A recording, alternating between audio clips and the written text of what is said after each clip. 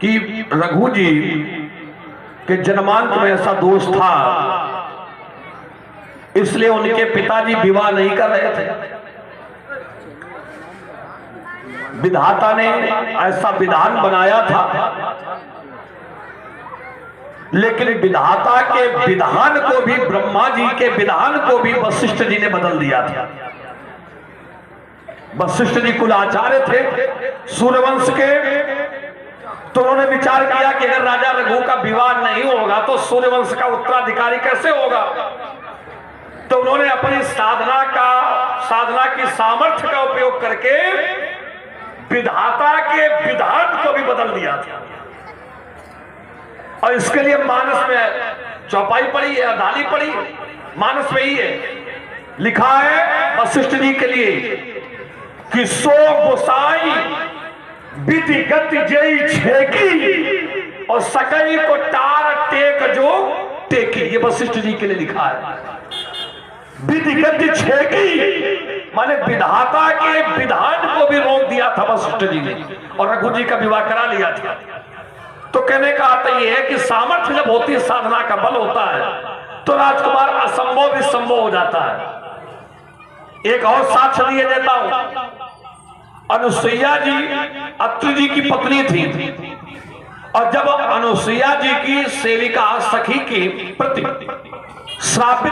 ये श्राप दे दिया गया कि तुम्हारे पति का प्राण सूर्यास्त के समय हो जाएगा, तो साधना इतनी प्रबल थी अनुसुईया जी की कि उन्होंने सूर्यास्त को ही रोक दिया था कि ना सूर्यास्त होगा और ना मेरे सखी के पति का प्राण होगा। सूर्य को ही रोक दिया था।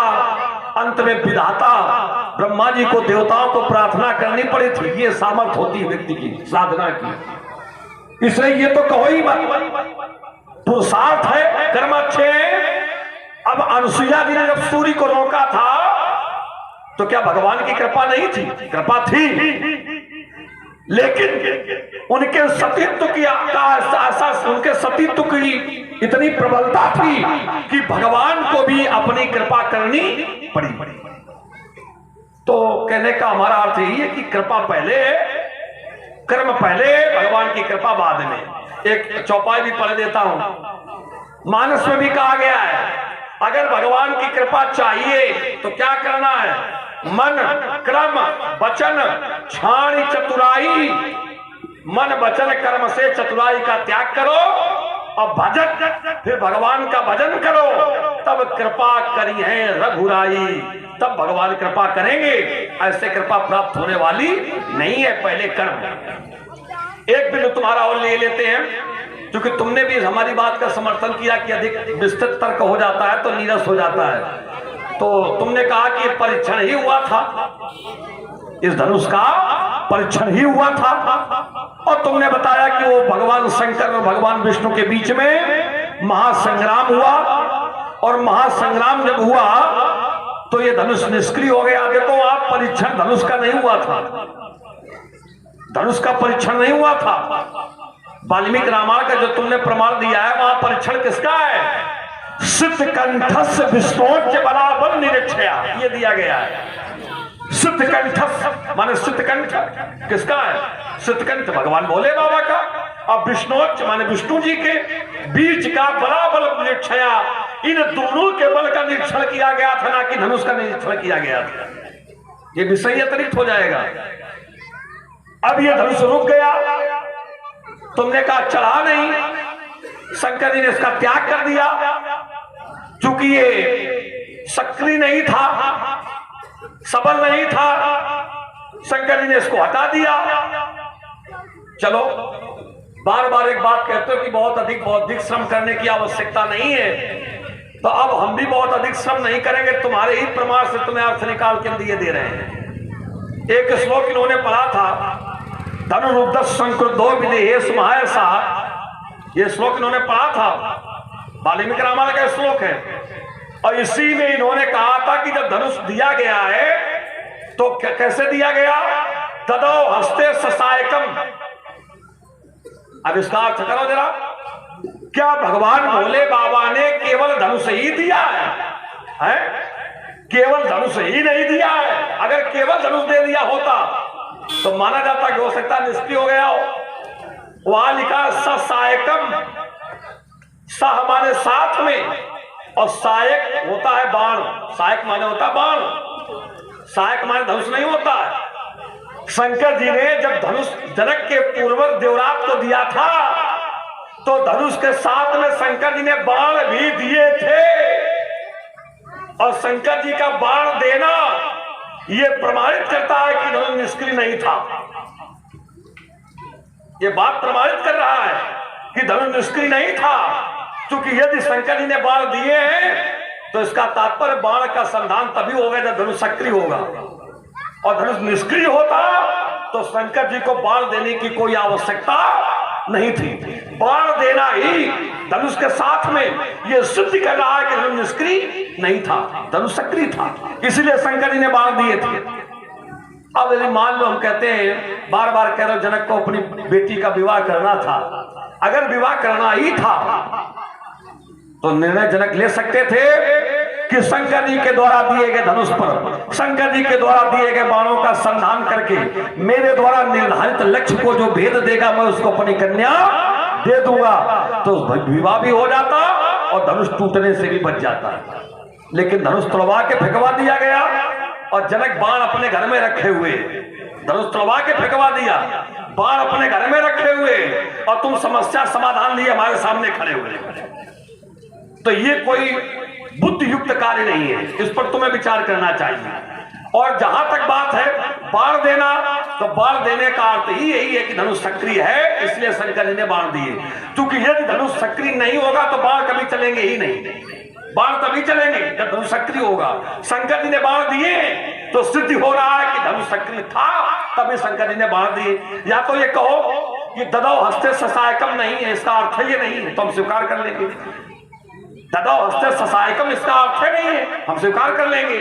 और यदि यह अर्थ निकल रहा है तो तुम धनुष को निष्क्रिय कैसे मान रहे हो, कैसे माने तुम्हारी बात? समय की अनुकूलता पर तुमने कहा, समय की अनुकूलता, राजकुमार पुरुषार्थी व्यक्ति जो होता है वो समय की अनुकूलता की प्रतीक्षा नहीं करता है। एक पुरुषार्थी व्यक्ति है, अब कौन है ये ढूंढना तुम, और चौपाई पढ़ रहे हम, और ढूंढना तुम्हें। कुछ व्यक्ति ऐसे होते हैं कि बोले जब समय अनुकूल होगा सब ठीक हो जाएगा, सामर्थ्य होने के बाद में भी कुछ समय अनुकूल होगा सब ठीक होगा। ऐसे व्यक्ति को जानते हो क्या कहा जाता है? मैं बताता हूं तुम्हें, ऐसे व्यक्ति को कहा जाता है कायर। और ये मैं नहीं कह रहा हूं, इसी मानस में इसका उल्लेख है, और जिसने कहा है उस व्यक्ति पर तुम्हें चिंतन करने की आवश्यकता। किसने कहा है? अब प्रमाण ये है कि कादर मन कहू एक आधारा, और दैव दैव आलसी पुकारा। जो सामर्थ्य होने के बाद में भी इस प्रकार से समय की प्रतीक्षा करता है उसको आलसी कहा जाता है। वो कायर के मन का केवल संतोषजनक निमित्त बन सकता है, ऐसा है पुरुषार्थी का लक्षण। अब ये तुम हमें बता देना कहा किसने, और तुम इसको काट क्यों रहे हो, अपनी बात को इसी जगह पर छोड़े दे रहे हैं। महात्मा श्री परशुराम जी का केवल एक बिंदु हम ले रहे हैं, और मुख्य बिंदु क्या है वही हम ले रहे हैं। कह रहे हैं जैसे लक्ष्मण तुमने ये कहा कि भगवान भोलेनाथ ने इस धनुष को राजा जनक के पूर्वजों को दिया था। हाँ दिया था, हमने श्लोक पढ़ा है, उसमें आया है कि राजा जनक के पूर्वजों को यह धनुष दिया गया। तो कह रहे हैं हमें भी अधिक बौद्धिक व्यायाम करने की आवश्यकता नहीं है, इसी श्लोक से हम तुम्हारी बात काट रहे हैं। और इस श्लोक से इन्होंने क्या सिद्ध करने का प्रयास किया? इन्होंने सिद्ध करने का यह प्रयास किया कि यह धनुष अक्रिय नहीं है बल्कि धनुष सक्रिय है। और सिद्ध कहां से किया? तो बोले अपने श्लोक का जो अंतिम शब्द है वो उठाओ, ददौ हस्तौ सहायकम। तो महाराज क्या ये शब्द सिद्ध कर रहा है कि धनुष सक्रिय था? वैसे तो यहाँ सक्रिय और निष्क्रिय ऐसी कोई बात नहीं आई थी, लेकिन यदि बिंदु बना है तो इस पर विचार किया जाए। क्या ददौ हस्तौ ससायकम से यह सिद्ध हो जाता है कि धनुष सक्रिय था? और आप लोग सुन रहे कि हम सिद्ध करते हैं। जैसे अभी आपने कहा था लक्ष्मण, भगवान भोलेनाथ और भगवान शिव के बल का प्रयोग, उनके बल के प्रयोग का परीक्षण हुआ था। किसके? भगवान शिव के और भगवान विष्णु के बल का परीक्षण हुआ था, न कि सारंग और अजगव का परीक्षण हुआ था। महाराज, बल का परीक्षण माध्यम कौन था? भगवान शिव और भगवान विष्णु के हम ये मान लेते हैं कि बल का ही परीक्षण हो रहा था, लेकिन बल के परीक्षण में माध्यम अजगव और सारंग ही था, और उस परीक्षण के माध्यम से भगवान शंकर से दूर हटा। अब ये सक्रिय है, उसके साथ बाण दिए गए थे, तो महाराज बाण देने से सिद्ध नहीं होता है कि ये धनुष सक्रिय था। कारण भगवान भोलेनाथ ने इसको चढ़ाया और नहीं चढ़ा तो उन्होंने अलग कर दिया, अपने से दूर कर दिया। अब एक साधारण ऐसे सोच लो कि ये बाण दिए गए, तो क्या भगवान भोलेनाथ ने ये सोचा था कि इन बाणों का प्रयोग इस धनुष के माध्यम से किया जाएगा? अच्छा, बाणों का प्रयोग किया कैसे जाएगा? धनुष पर बाण चढ़ाया जाएगा तभी तो प्रयोग होगा। बाण अलग रखे हैं, धनुष अलग है, तो वो बाणों का प्रयोग धनुष के माध्यम से चढ़ा करके ही तो किया जाएगा। अब वो धनुष भोलेनाथ बाबा चढ़ा नहीं पाए, उनसे चढ़ा नहीं है। अब देखना, जैसे आप कह रहे हो सक्रिय है, तो हम सिद्ध कर रहे हैं कि यदि बाण दिए गए हैं प्रयोग करने के लिए और बाणों का प्रयोग धनुष पर चढ़ाने पर ही होगा, और धनुष भगवान भोलेनाथ से भी नहीं चढ़ा है, तो क्या किसी साधारण व्यक्ति से धनुष चढ़ाया जा सकता है? तो हम ये कैसे मान लें कि यदि ये बाण दिए गए थे तो इन बाणों का प्रयोग किया जाए, ऐसा अभिप्राय भगवान भोलेनाथ का था। क्या ये मान्य है कि भगवान भोलेनाथ से धनुष नहीं चढ़ा है तो कोई साधारण व्यक्ति इसे चढ़ा देगा? और यदि नहीं है तो आप ये मानो कि ये धनुष सक्रिय और निष्क्रिय की यहां पर बात नहीं चल रही है। भगवान भोलेनाथ को क्रोध आया, ये धनुष स्तब्ध हुआ, भगवान भोलेनाथ को क्रोध आया, उन्होंने अपने से दूर किया, और जो भगवान से दूर हटता है वो टूटता ही है, और ये यहां पर टूट गया। अब रही बात अपने मुख्य बिंदु पर हम आ जाएं। हमारा मुख्य बिंदु था भगवान की कृपा, और इनका बिंदु है कर्म, कि मनुष्य कर्म करेगा। अब इन्होंने बिल्कुल सीधा प्रश्न किया था, लक्ष्मण ये बताओ कि भगवान की कृपा प्राप्त कैसे हो? तो फिर देखिए तर्क वही चल रहा है, यानी तर्क बढ़ ही नहीं रहा है। ये कहते हैं भगवान की कृपा मिलेगी कैसे? तो इनका उत्तर है कि कर्म करोगे तो भगवान की कृपा मिलेगी। तो फिर उत्तर वही निकलेगा, कर्म कैसे करो? तो ये तो कोई तर्क नहीं हुआ, लेकिन इसका हम उत्तर दे रहे हैं कि भगवान की कृपा उसे प्राप्त होती है जो पूर्णतया अपने को भगवान में समर्पित कर देता है। यदि व्यक्ति अपने को पूर्णतया भगवत कृपा में, ये भगवान की सेवा में समर्पित कर दे पूर्ण भाव से, ये अच्छा लग रहा है आप जब तुम बोल रहे हो, अच्छा लगेगा। पूर्ण भाव से समर्पित कर दे तो उस पर भगवान की कृपा होगी। और प्रमाण मिला, शास्त्र में हमें प्रमाणित करते हैं, सुखी मीन जह नीर अगाधा और जिमि हरि शरण न एकौ बाधा। कोई समस्या नहीं उसके जीवन में, भगवान की कृपा उसके जीवन में होती रहेगी। और प्रमाण दिया गया, सुखी मीन जह नीर अगाधा और जिमि हरि शरण न एकौ बाधा। तो भगवान के ऊपर उसकी कृपा होगी। अच्छा, दूसरे शब्दों में हम देखो इसको ऐसे ले रहे हैं, जैसे यदि कोई व्यक्ति कर्म करने में सक्षम ही ना हो तो क्या उसके ऊपर भगवान की कृपा नहीं होती है? व्यक्ति कर्म करने में सक्षम नहीं है तो क्या उसके ऊपर भगवान की कृपा नहीं हुई? भगवान की कृपा हुई।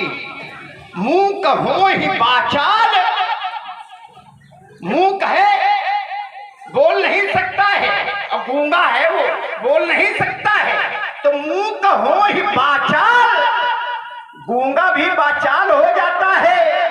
पंगु चढ़ई गिरिवर गहन, अपंग व्यक्ति भी ऊंचे पर्वत पर चढ़ जाता है।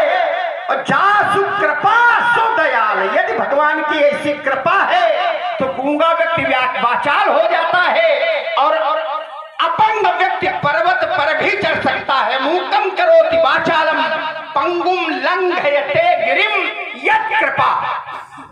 भगवान की कृपा से ऐसा भी हमने सुना है। तो आप कहते हो यदि बिना कर्म के कृपा नहीं मिलती तो हम ये सिद्ध कर रहे हैं कि नहीं, भगवान की कृपा इन पर भी हुई है। अब अपनी वाणी को हम यहीं पर अल्प विराम दे रहे हैं। छोटा छोटा तर्क हो तो उसका कुछ अर्थ निकले। राजकुमार लक्ष्मण, तुम्हारी वो बात हमें अच्छी लगी थी कि सुखी मीन जानीर अगाधा तिम हरि शरण नहीं को बाधा, कि जब जीव अपने आप को समर्पित कर देता है तो फिर भगवान की कृपा उस पर सदैव बनी रहती है। अब आप लोगों ने अगर ध्यान से सुना होगा तो बात हमारी सिद्धि हो गई। अब तुम भटकने का चाहे जितना प्रयास करो, तुमने कह दिया ना कि जब जीव अपने आप को समर्पित कर देता है, तब जब जीव समर्पण करता है तब भगवान की कृपा होती है। और यही बात मैं कह रहा था कि कर्म आपको करना पड़ेगा तब भगवान की कृपा होगी। और लक्ष्मण ने भी उसको किसी भी प्रकार से, अब देखो जो सही है तो है ही, उसमें परिवर्तन नहीं हो सकता है। कहीं ना कहीं से घूम के तुम उसी जगह पर आ गए कि जब समर्पण हो जाता है तो भगवान की कृपा हो जाती है। और ये बात तो निश्चित है, अनन्यास चिंतयन्तो मामे जना पर उपास्ते तेषां नित्याभियुक्ता नाम योगक्षेमं भावते। तो फिर भगवान उस पर कृपा करते हैं जो भगवान का चिंतन करता, भगवान की पूजा करता है। और इसी को मैंने आधाली में चौपाई में कहा था कि मन क्रम वचन छाण चतुराई भजत कृपा करी है रघुराई, तब कृपा होगी। पहले तुम्हें कर्म करना पड़ेगा। अब तुमने एक बिंदु ये दिया कि कभी कभी जो कर्म करने में सक्षम नहीं होते उन पर भी कृपा होती है। राजकुमार, यदि कृपा होती है तो वो भी उनके कर्म ही हैं, अलग नहीं कुछ।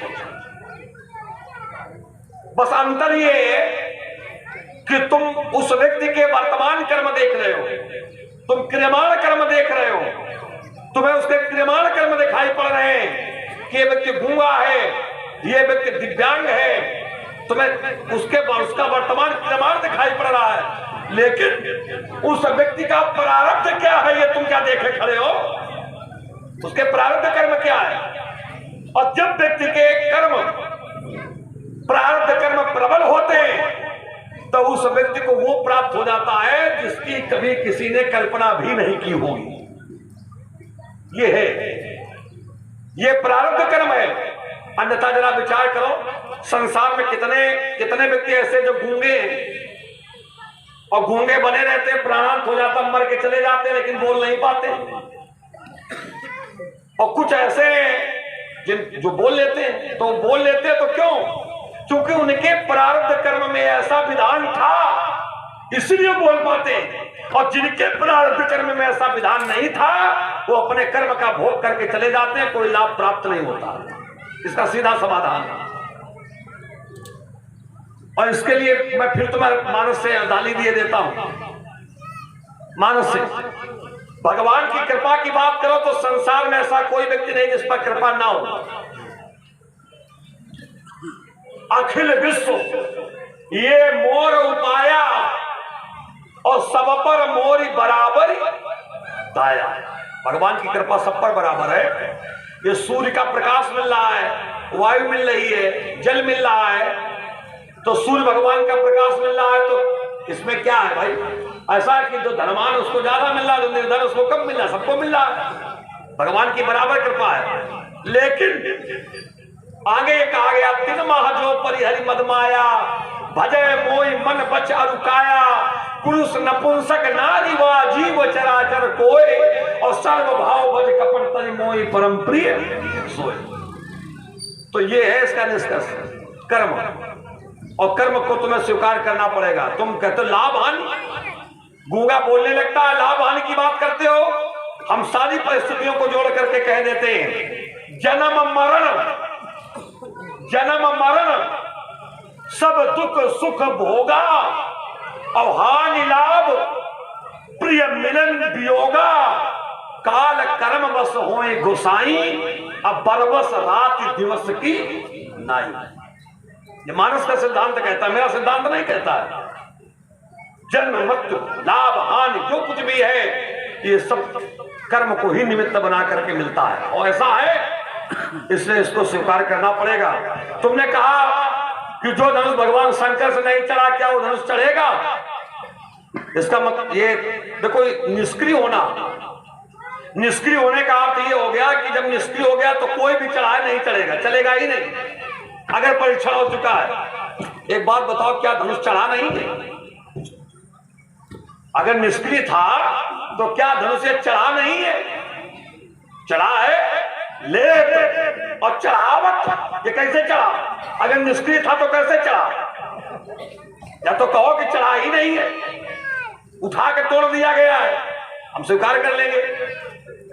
लेकिन इसको उठाने के बाद इसको चढ़ाया भी गया है, और चढ़ा है, और चढ़ा है इसलिए खींचत। अगर चढ़ाना होता तो क्या धनुष खींचा जा सकता है? लेत और चढ़ावट, चढ़ा भी, और जब चढ़ा तभी खींचा गया। अब खींचा गया, अब खींच करके धनुष तोड़ा भी जाता है।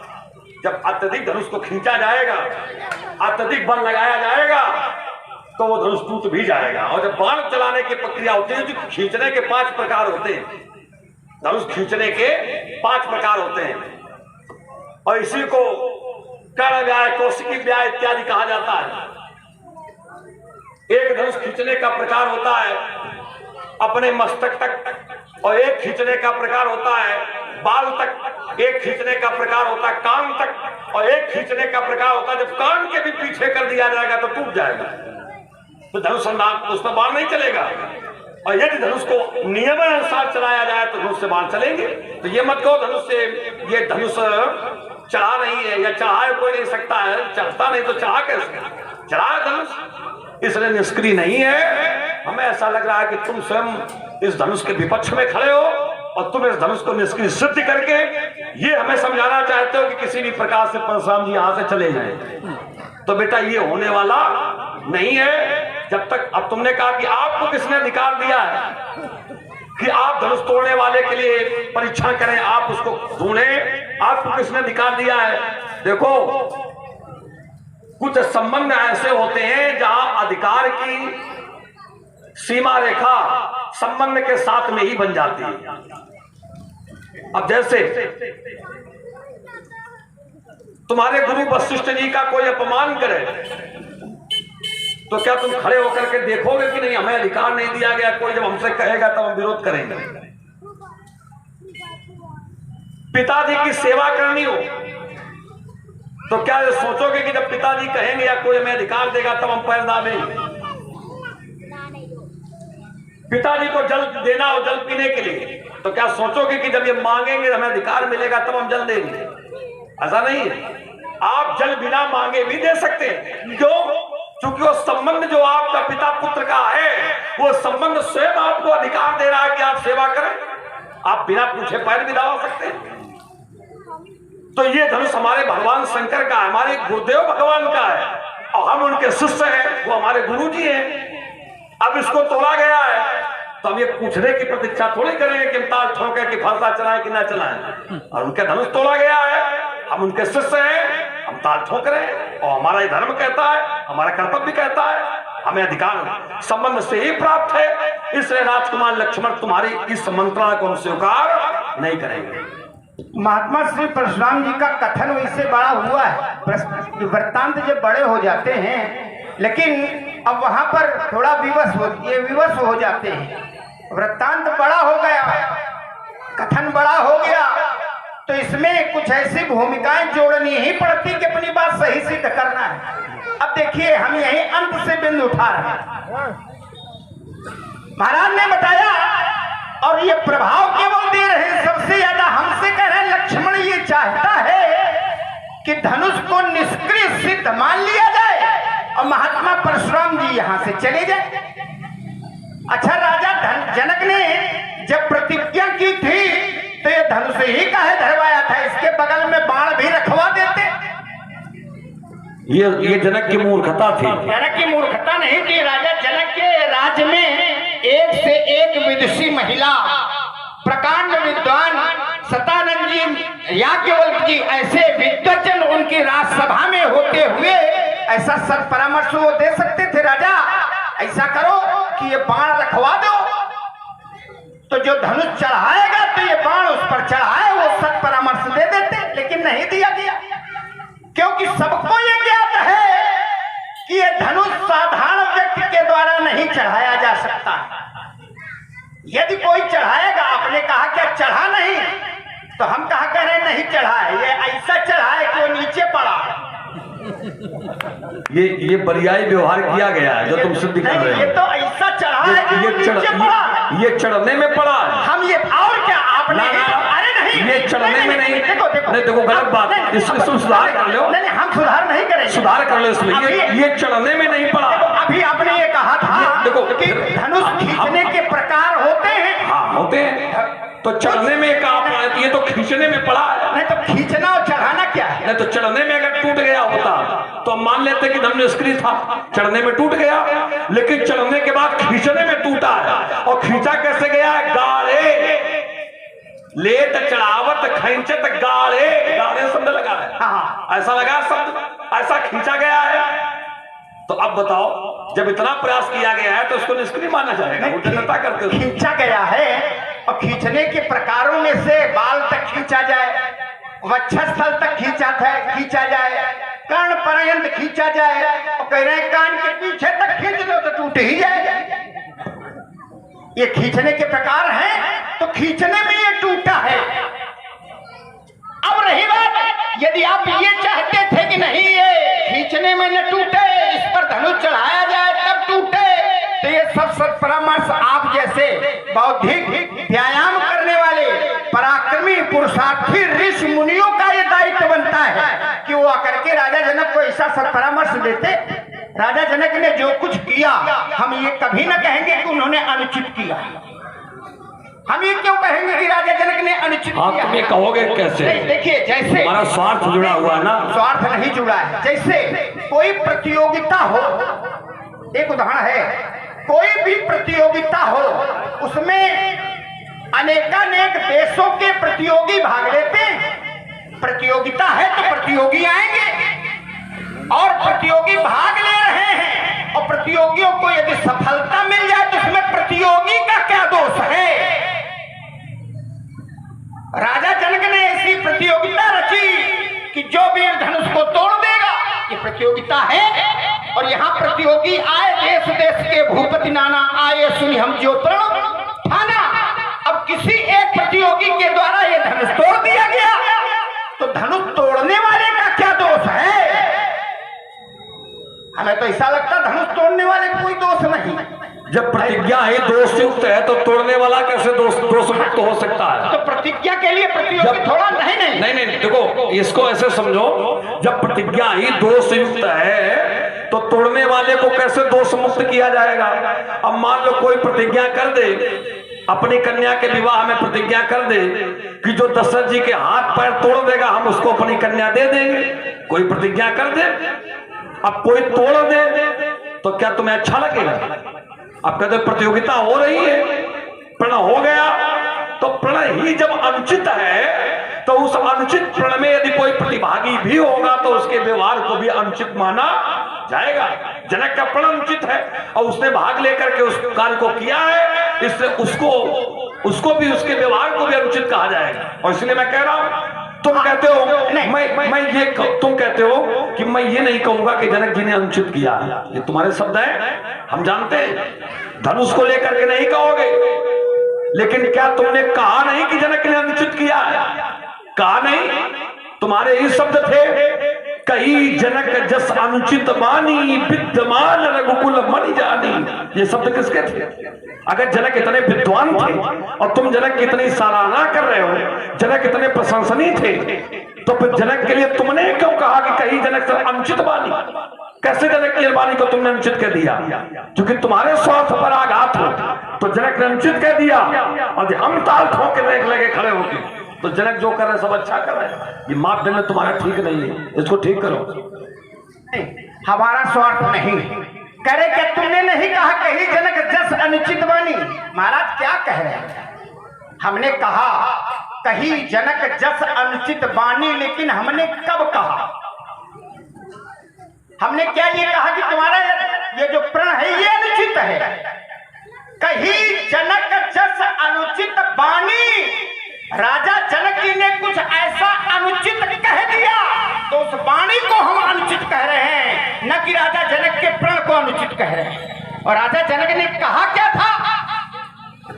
वीर विहीन मही मैं जानी। राजा जनक ने जब ये कहा कि वीर विहीन मही मैं जानी, तो लक्ष्मण विवश हो गया और कहना पड़ा कहीं जनक जस अनुचित, क्योंकि वीर भोग्या वसुंधरा, ये वसुंधरा वीरों से खाली थोड़ा ना है। और राजा जनक को परीक्षा लेना था, परीक्षक बने बैठे थे, परीक्षा लेने की विधि ही नहीं मालूम थी। हम ये थोड़ा कह रहे हैं उनका प्रश्न पत्र गलत था, उनका प्रश्न पत्र। अच्छा एक बात और बता दें, थोड़ा सा लौकिक रीत में हम आ जाएंगे।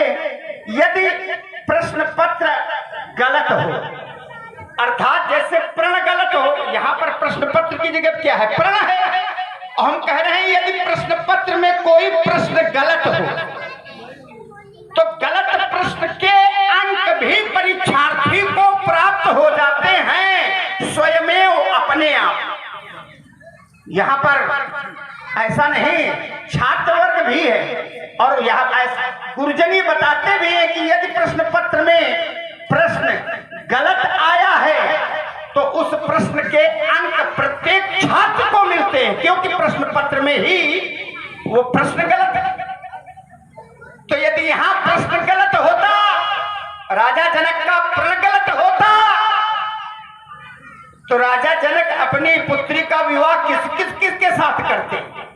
अंक यहाँ कौन सा प्रदान हो रहा? अंक मिल क्या रहा है? राजा जनक देना क्या चाहते हैं? धनुष के टूटने पर राजा जनक बिना ही विचार बराव हटे, राजा जनक अपनी पुत्री का विवाह करना चाहते हैं, अपनी पुत्री का पाणिग्रहण संस्कार करना चाहते हैं, लेकिन प्रतियोगिता के माध्यम से, प्रतियोगिता के माध्यम से। तो हमारा प्रश्न महाराज तो वही खड़ा है कि प्रतियोगियों का क्या दोष है? प्रतियोगी ने भाग लिया प्रतियोगिता में और वो सफल हुआ, तो फिर प्रश्न वही घूम करके आया, प्रतियोगी का क्या दोष है? अब हम अपने मूल बिंदु पर फिर पहुंचते हैं। देखिए आधार बदल गया, वही पकड़े रहो, कर्म और कृपा। तो हम कहा क्या पैर पीछे हटा रहे हैं? तुम्हें लग रहा है कि पीछे हट रहे हैं? बौद्धिक परिश्रम उस पर कर लो। देखिए उसमें महाराज ने बहुत जोर दिया था, कह रहे थे कि भगवान कर्म कृपा पर ही नहीं, तुम्हारी प्रतियोगिता को भी अभी देख रहेंगे। भगवत कृपा उसे प्राप्त होती है, हमने बताया था, जो अपने को पूर्णतया भगवान में समर्पित कर दे, समर्पण भाव हो जाए। तो समर्पण भाव का शाब्दिक अर्थ आपने जो निकाला वो नहीं है। समर्पण भाव का शाब्दिक अर्थ इस कथानक के माध्यम से हम ऐसे ले सकते हैं। काशी के एक विद्वान ब्राह्मण, गरीब ब्राह्मण थे, लेकिन वो पूर्णतया रघुनाथ जी में पूर्णतया समर्पित थे। रघुनाथ जी के प्रति वो पूर्णतया समर्पित थे। उनके एक पुत्री थी, 2 पुत्र थे, पुत्री का विवाह करना था, उनके पास धन नहीं था। तो उनके पुत्रों ने कहा, गरीब ब्राह्मण जो थे उन्होंने अपने पुत्रों से कहा कि जाओ कुछ धन कहीं से लेकर के अपनी बहन का विवाह कर दो। तो उनके पुत्रों ने कहीं से एक धनवान व्यक्ति से धन लिया और अपनी बहन का विवाह किया। लेकिन वो जो धन था उनके पुत्रों ने अपनी मेहनत से उस धन को धनवान व्यक्ति को वापस भी कर दिया। लेकिन ये जो गरीब ब्राह्मण था वो पूर्णतः भगवान की सेवा में समर्पित रहता था। तो ये जब पहुंचा वो धन वापस करने के लिए धनवान व्यक्ति के पास, तो उस व्यक्ति ने सोचा कि ये तो, उससे पूछा कि तुम्हारी लड़की का विवाह हो गया? हाँ हो गया। ये धन लाए हो वापस? हाँ वापस। तो आज से तुम्हारा ये जो कर्जा था उससे तुम उऋण हो, कर्जा से मुक्त हो। लेकिन थोड़ी चतुराई उसने दिखाया धनवान व्यक्ति ने, कहें ये तो सीधा साधा ब्राह्मण है, ये क्या जाने। तो उन्होंने एक पर्चे में ये तो लिखा था कि ये कर्जे से मुक्त है, लेकिन थोड़ी चतुराई दिखाई और चतुराई दिखा करके उस पर्चे को उन्होंने अपने पास रख लिया और एक पर्चा और लिख करके दे दिया कि अभी गरीब ब्राह्मण के ऊपर इतना ऋण अवशेष है। और गरीब ब्राह्मण किस पर आश्रित है? रघुनाथ जी। समय आया, न्यायाधीश के समक्ष ये मामला पहुंचा, तो न्यायाधीश ने गरीब ब्राह्मण से पूछा क्या तुमने कर्जा लिया था? उसने कहा हाँ महाराज हमने कर्जा लिया था, लेकिन लेकर के हमने वापस भी कर दिया था। तो कहें वापस से किया था तो तुम्हारे पास कोई प्रमाण है? तो गरीब ब्राह्मण ने कहा रघुनाथ जी जाने, क्योंकि वो पूर्णतया समर्पित है भगवान पर। तो उसने उत्तर दिया रघुनाथ जी जाने। तो न्यायाधीश ने ऐसा आदेश दिया कि अगली सुनवाई में रघुनाथ जी प्रेषित हूं। अब वो गरीब ब्राह्मण चला गया। वहां जब वो मंदिर में पहुंचा और रघुनाथ जी की सेवा में पूर्णतया लीन है, भक्ति है, समर्पित है, और यहां न्यायाधीश ने लिखित में ऐसा प्रेषित करवाया और कहें ये जाए किसके पास? भाई रघुनाथ जी कोई हो तो उनके पास में लिखित में पहुंचे कि आप इस तिथि में न्यायालय में उपस्थित हो। हालांकि ऐसा ही पत्र पहुंचा उस गांव में गरीब ब्राह्मण के।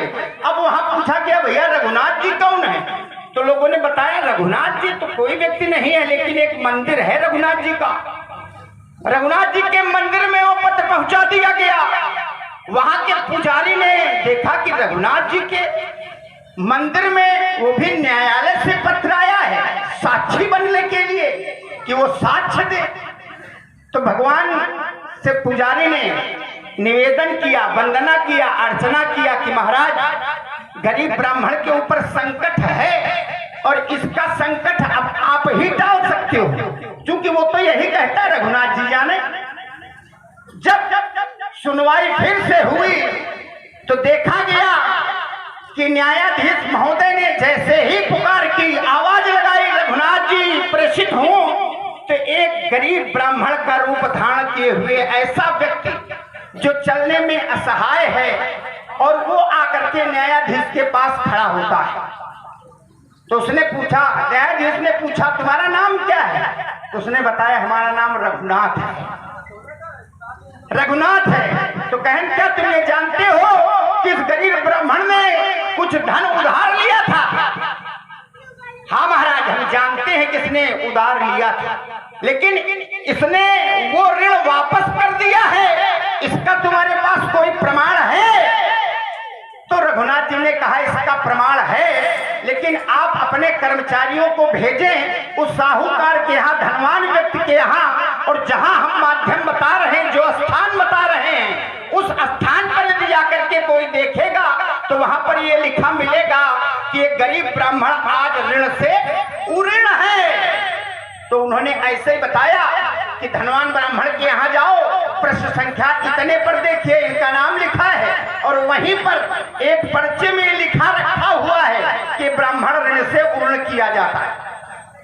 न्यायाधीश के कुछ कर्मचारी पहुंचे धनवान व्यक्ति के यहाँ और देखा तो वैसे ही मिला। तो कहने का तात्पर्य ये है जो अपने को पूर्णतया रघुनाथ जी को समर्पित कर देता है, भगवान में पूर्णतया समर्पित हो जाता है, तो भगवान तो उसकी मदद करते रहते हैं, भगवान के ऊपर तो उसकी कृपा होती ही होती। लेकिन आप कहते हो ना कर्म करना पड़ेगा, और कर्म करने के बीच में भी आपने बताया था कि कर्म वो करे। अच्छा महाराज यदि कर्म करे तो क्या कर्म करने से ही कृपा प्राप्त हो जाती है? नहीं होती है। भगवान की कृपा तब प्राप्त होती, भगवान कहते हैं निर्मल मन जन सो मोहि पावा मोहि कपट छल छिद्र न। और आपने भी कहा भजत कृपा करी है रघुराई। अच्छा, यदि हमें भजन करना हो, साधना करनी हो और भगवान की कृपा न हो, निर्मल मन न हो, तो क्या हम साधना कर सकते हैं? प्रश्न उठता है, मन निर्मल कैसे होगा? क्या मन हम कर्म के माध्यम से निर्मल कर सकते हैं? निर्मल मन जन सो मोहि पावा और भजत कृपा करी है रघुराई। हम इन दोनों का तारतम्य चौपाइयों का एक साथ मिला रहे हैं, तो हम कह रहे हैं क्या कर्म? तो बोले जनक सुता जग जननी जानकी अतिशय प्रिय करुणा निधान की। ताके युग पद कमल मनावो और जासु कृपा निर्मल मति पाऊं। तो निर्मल मति तो उनकी कृपा से प्राप्त हो रही है, तो हम कृपा का ही माध्यम क्यों न बनाएं? हम कृपा का आधार क्यों न बनाएं? हम ये क्यों कहें कि हम करता हैं? अरे कर्म करते हो, लेकिन कर्तापन का अहम भाव आ जाता है। अपनी वाणी को हम यहीं पर अल्प विराम दे रहे हैं, क्योंकि वृत्तांत बड़ा हो रहा है। बड़ा हो नहीं रहा, बड़ा हो गया। ये वृत्तांत बड़ा हो नहीं रहा है, बड़ा हो गया, तुम्हें पता ही नहीं चला। उत्तर दे रहा हूं। तुमने जो काशी के विद्वान की कथा में सुनाई है ब्राह्मण की, उसमें एक हमारा तर्क है। तर्क हमारा ये है कि वहां ऋण लिया गया, दिया गया, क्या हुआ, वो लंबी कथा है, इस पर हम विवेचना इसकी करना भी नहीं चाहते हैं। पर केवल एक बात हम कहना चाहते हैं। तुमने कहा कि उसके 2 पुत्र थे, एक कन्या थी। 2 पुत्र थे और उधर निकल जाना, उठ के वहां बात कर लो जाना, लगा कान में शोर मचा रहे हो। 2 पुत्र थे और एक कन्या थी, ये तुमने बताया। और ये भी कहा कि वो हर बात पे यही कहता था रघुनाथ जी जाने। तो उसने अपने पुत्रों से कहा कि कहीं से धन लाओ और इसका बेटी का विवाह करो। तो यहां तक ये उठता है कि जब बेटी का विवाह होना था, तब उसने क्यों नहीं कहा रघुनाथ जी जाने, ये बेटी हमारी है और इसका विवाह कैसे हो, ये क्यों कहा धन लेकर के आओ? ये कह देता रघुनाथ जी जाने, रघुनाथ जी जाने, बेटी का विवाह रघुनाथ जी जाने। पुत्रों से ये क्यों कहा कि आप धन लेकर के आओ? पुत्र धन लेकर के आए और पुत्रों ने श्रम करके धन संकलित करके उस व्यापारी को धन वापस किया। क्यों किया? क्या आवश्यकता थी ये सब कर्म करने की? धन मांग के लाओ, परिश्रम करके वापस करो, ऋण मुक्त हो, ये सब करने की क्या आवश्यकता थी? केवल एक बिंदु था कि बेटी का विवाह होना है, रघुनाथ जी जाने, रघुनाथ जी जाने। ये ऐसे कथा जोड़ो इसको, तब तो हमें अच्छा लगे, रघुनाथ जी जाने।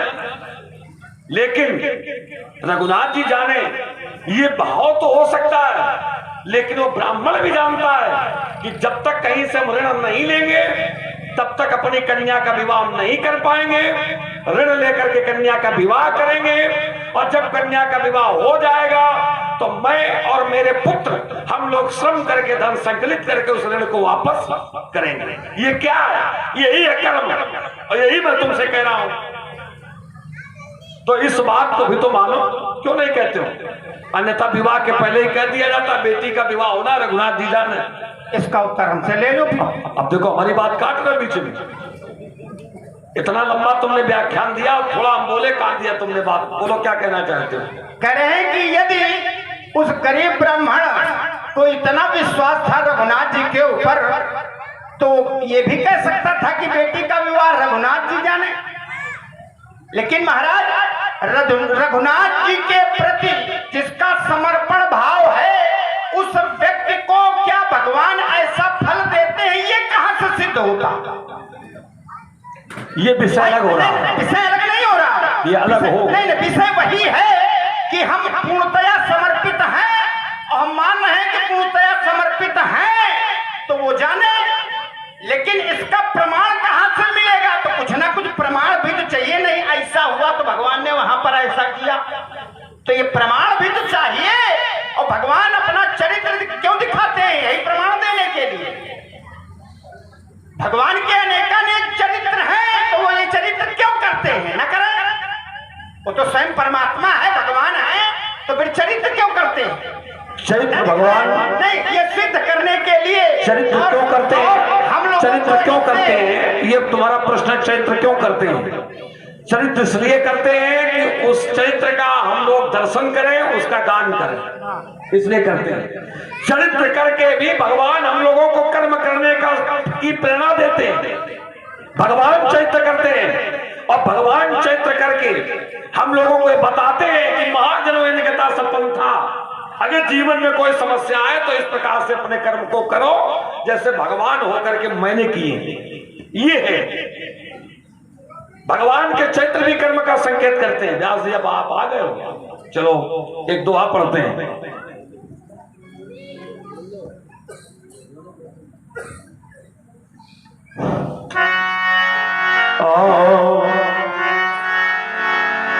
सकल सुमंगलदायक रघुनायक गुणगान सादर सुनई ते तरई भवो सिंधु बिना जल। सकल सुमंगलदायक रघुनायक गुणगान सादर सुनई ते तरई भवो सिंधु बिना जल जान। भगवान अपने चरित्र को करके क्या करते हैं? सादर सुनई, जो भगवान के चरित्र को, भगवान की कथा को सुनेगा वो सिंधु बहुत सागर से पार कैसे होगा? बिनु जल जान। किसी भी प्रकार की कोई आपत्ति नहीं होगी, वो सागर पार हो जाएगा। लेकिन जो सुनेगा उसी को लाभ मिलेगा, और जो उपेक्षा करेगा तो फिर उसकी स्थिति फिर अलग हो जाती है। क्या हो जाती है? उसके लिए एक दुआ देता हूं। कहानी सुनाई अस अधम नर गसेज मोह पिशाच पाखंडी हरिपद विमुख वो जानई झूठ ना साच। वो पापी होते हैं, पाखंडी होते हैं, जो भगवान के इस चरित्र को कहते अथवा सुनते नहीं है। तो बेटा कर्म यहां भी जुड़ा है, हर जगह पर कर्म का निमित्त बन रहा है, तो उसको स्वीकार करो।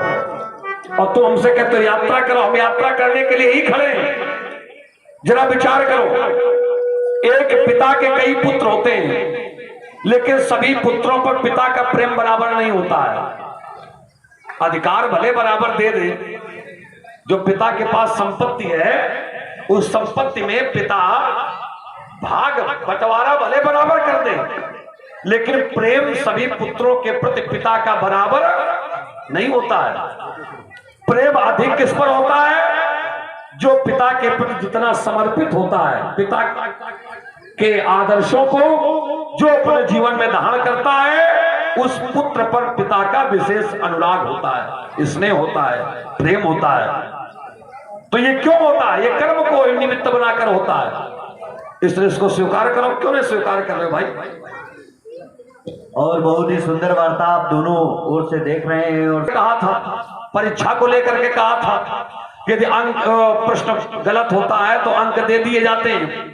देखो, अंक चाहे जितने दे दिए जाएं और चाहे जितनी अच्छी प्रकार से परीक्षा हो जाए, लेकिन परीक्षा के क्रम में यदि किसी भी प्रकार का कोई अनैतिक आधार होता है तो पूरी परीक्षा ही निरस्त कर दी जाती है। उस परीक्षा का ही कोई मूल्य नहीं रह जाता है।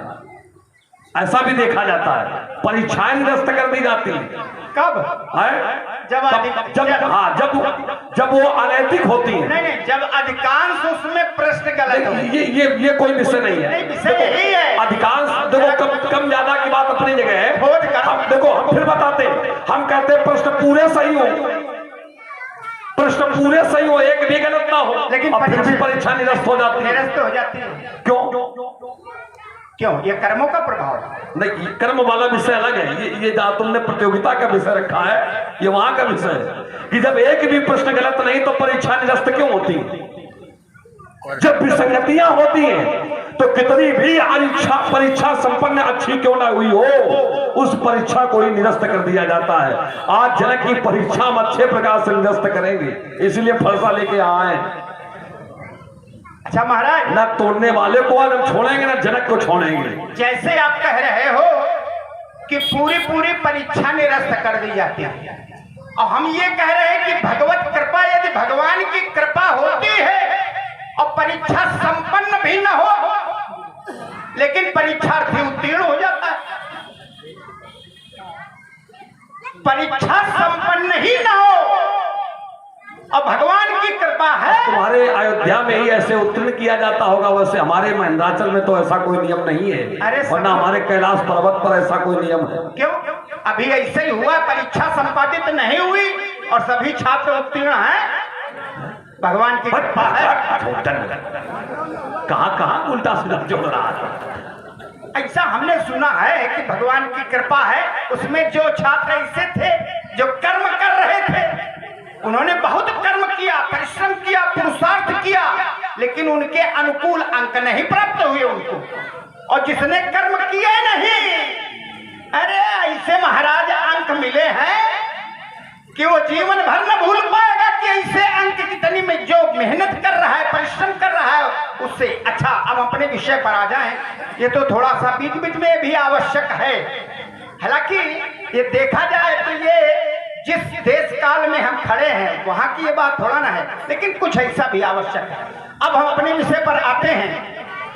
पर यदि भगवान की कृपा न होती तो इतने अच्छे अच्छे दृष्टांत आप दे रहे हो, दर्शन दे रहे हो, चौपाइयां पढ़ रहे हो, आप पढ़ रहे हो, हम भी पढ़ रहे हैं, आप भी प्रयास कर रहे हो, हम भी प्रयास कर रहे हैं कि हमारी बात सत्य हो, आप प्रयास कर रहे हो हमारी बात सत्य हो, लेकिन ये सब देखा जाए तो क्या आपका कर्म है कि हमारा कर्म है? तो यहां से देखिए हम प्रमाण दे रहे हैं। प्रमाण क्या है? यही महारुचिर, बोले यही महारुचिर सप्त सोपाना रघुपति भगति केर पंथाना, यही महारघुपति। लेकिन आती हरि कृपा, इसमें इतने प्रमाण हैं, इस ग्रंथ में सब प्रमाण हैं, लेकिन हम ये नहीं कहते। हम लोग जो प्रमाण दे रहे हैं सबको कंठस्थ हैं, सबको ज्ञान है, लेकिन कुछ प्रमाण ऐसे हैं कि प्रमाण देने की जो क्षमता हमारे अंदर आ रही है, यदि भगवान की कृपा न हो तो स्मरण में ही वो प्रमाण आएगा। तो आती हरि कृपा जाहि पर होई, पाऊं देव यही मार्ग सोई, आती हरि कृपा।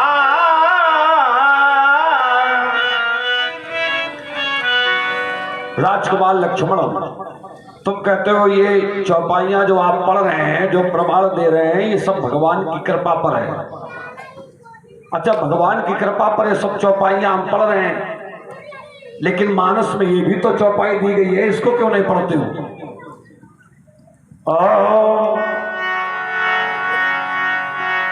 शास्त्र सुचिंतन पुनि पुनि देखी, और जुबती शास्त्र नृपति बस लेखी। शास्त्र का चिंतन और शास्त्र का स्वाध्याय व्यक्ति को बार बार करना चाहिए, ये मानस में कहा गया है। क्यों करना चाहिए? कि एक बार पढ़ लेने से कोई ज्ञान किसी के बस में नहीं होता है कि एक बार आपने पढ़ लिया कि हमने पढ़ लिया, हमें हमारे समझ में आ गया, अब हमारे पास सदैव के लिए बना रहा, ऐसा नहीं होता है। वो सदैव बना रहे, इसके लिए समय समय पर आपको उसको बार बार पढ़ना पड़ेगा, तब वो रहेगा आपके पास। और यदि आप उसको समय समय पर नहीं पढ़ेंगे तो कितना भी अच्छा आपने स्वाध्याय किया हो, 5, 10, 15, 20 वर्ष बाद आप सब भूल जाएंगे। इसलिए शास्त्र का चिंतन और शास्त्र का अध्ययन आने के बाद में भी व्यक्ति को बार बार करना चाहिए। और अगर यह अध्ययन ना किया जाए और कह दिया जाए भगवान की कृपा है सब में आता है, तो कहाँ तुम्हें आता है, तुम क्या सफल हो पाओगे? इसलिए अब ये भी चौपा, ये मतलब ये तो अपने मतलब का पढ़ो और बाकी पन्ना पलटाओ। नहीं आप न पढ़ो, ये है, उसमें हाथ रखे रहो पन्ने पर, वो पढ़ो आप सब पूरी। हम तो पूरी पढ़ते रहेंगे। हाँ, ये सायंकाल हो जाए बेटा, हम छोड़ेंगे थोड़े तो। हाँ, सब पढ़ो। तो ये स्वीकार करो। अब जैसे राजा के साथ में आपके चाहे जितने अच्छे संबंध हो, लेकिन यदि आपके कर्म अच्छे ना हुए तो उसी राजा के द्वारा जब दंड दिया जाएगा तो पता नहीं क्या दंड आपको दिया जाए, संबंध चाहे जितने अच्छे हो। क्योंकि राजा का राजधर्म यह आदेशित करता है कि अपराधी को दंड देना चाहिए। तो राजा से संबंध हमारे बहुत अच्छे हैं, लेकिन यदि हम अपराध करेंगे और उसने राजधर्म के अंतर्गत निर्णय ले लिया तो वहां प्रियता किनारे हो जाएगी, आपको आपके कर्म का फल भोगना पड़ेगा। और वही स्थिति है। 3 शब्द दिए गए, जुबती, शास्त्र, नृपति। नृपति माने राजा और शास्त्र 2 की व्याख्या मैंने कर दी। अब तीसरी है युवती, स्त्री। स्त्री को आप राखिए नारी जदप ऊरमाही, आप उसको कितना भी प्रेम क्यों ना दे, लेकिन यदि आपने वहां पर स्त्री के प्रति अपने अधिकार को पीछे हटा लिया तो निश्चित मानो वो कब पतित हो जाएगी तुम जान ही नहीं पाओगे। और ये बात भी स्पष्ट है, मानस की बात है। और इसको एक जगह पर और कह दिया गया है। कैसे कहा गया व्यास जी? जब पानी की वृष्टि होती है आकाश से पानी की वृष्टि होती है तो तालाबों में भी पानी जाता है, जो एकत्र होने के स्थल है सब जगह पानी जाता है। छोटी छोटी क्यारियां भी बनी होती है, उनमें भी पानी जाता है।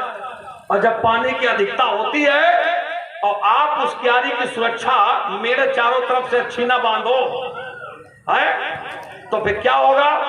वही दृष्टांत देकर गोस्वामी जी यहां कहते हैं, महावृष्टि जल फूटे क्यारी और जिमी स्वतंत्र भय बिगड़ई नारी। मानस की है, महावृष्टि जल फूटे क्यारी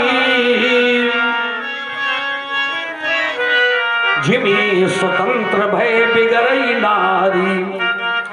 इसलिए यहां पर भी आपको देख रेख की आवश्यकता है, राजा के प्रति व्यवहारों में भी आपको अपने कर्मों की आवश्यकता है और शास्त्र के स्वाध्याय के लिए भी आपको सतत कर्म की आवश्यकता है। इसलिए कर्म मत छोड़ पाओगे बेटा। महाराज आप कर्म पर डटे रहो और भगवान भोलेनाथ यही कहते कि नहीं, कर्म पर ही डटे रहो। भगवान भोलेनाथ तो भगवान की इच्छा पर आश्रित है। भगवान भोलेनाथ को तो विश्वास है भगवान की इच्छा पर, और प्रमाण मिल रहा है। बोले हरि इच्छा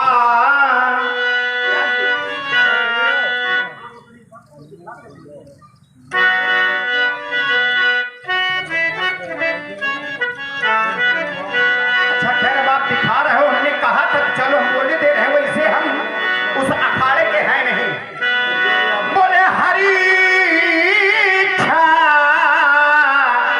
भावी बढ़ेवाना और हृदय विचारत शंभु सुजाना। हरि इच्छा भावी बलवाना, राम की न चाहे सोई होई और करे अन्यथा अस नहीं कोई। भगवान भोलेनाथ के ऐसे विचार हैं और आप लिए भरोसा केवल यही चिल्ला रहे, नहीं कर्म करो। और भगवान भोलेनाथ कहते हैं जैसा भगवान चाहेंगे मनुष्य वैसे ही कर्म करेगा। किसकी माने? भगवान भोलेनाथ की माने कि आपकी माने? तुम बात समझ नहीं पा रहे हो, दोनों लोगों की मान लो। हम खूब समझ रहे हैं, तुम बात नहीं समझ। अब देखो, भोले बाबा की भी सही है, हमारी भी सही है। तुम कहते भोले बाबा कहते हैं हरि इच्छा भावी बलवाना हृदय विचारत शंभु सुजाना। तो शंकर जी ने ये कह दिया, शंकर जी के लिए चौपाई कही गई है, लेकिन और आगे पीछे क्या लिखा है उसको भी तो देखो। आगे पीछे भी तो लिखा है कि मोर व कहे न संशय जाई, अब विधि विपरीत भलाई नाही। कि विधाता के विपरीत यदि आचरण किया जाएगा, कर्म किया जाएगा, तो उसमें भलाई होने वाली नहीं है। ये भी तो शंकर जी कह रहे हैं। तो अपने मतलब की पढ़ रहे हो, उसको छोड़ रहे हो, अगर उसको उसमें जोड़ करके अर्थ करो तो शंकर जी की भी बात सही, हमारी भी सही। तुम कहते हो राम की न चाहा सोई होई, करिए अन्यथा असर नहीं कोई। एक चौपाई और भी है ऐसी कि हुई है सोई जो राम रचि राखा, और को करी तर्क बढ़ावे शाखा। तो ये दोनों चौपाइयां जब इनके वास्तविक अर्थ को कोई समझ नहीं पाता है तो इसी प्रकार से भ्रमित हो जाता है। अब इसको ऐसे समझ लो, जैसे किसी खेत में कोई व्यक्ति बीज न डाले, जुताई ना करे, सिंचाई ना करे, और खेत की मेड़ पे खड़े होकर कहे कि हुई है सोई जो राम रचि राखा,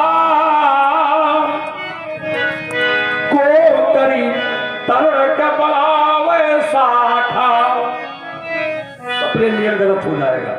हम ये नहीं कहते कि ये चौपाई गलत है, चौपाई वो भी सही है, और चौपाई ये भी सही है कि राम कीन चाहे सोई होई, करिए अन्यथा असर नहीं कोई। चौपाई ये भी गलत नहीं है, लेकिन समझने का प्रकार गलत है। सही जगह लगती नहीं है जब चौपाई, तो अर्थ गलत हो जाता है। हाँ लगाए दिए दे रहे। ये चौपाइयां बाद में पढ़ो, पहले चौपाई वो पढ़ो जो हम बता रहे हैं।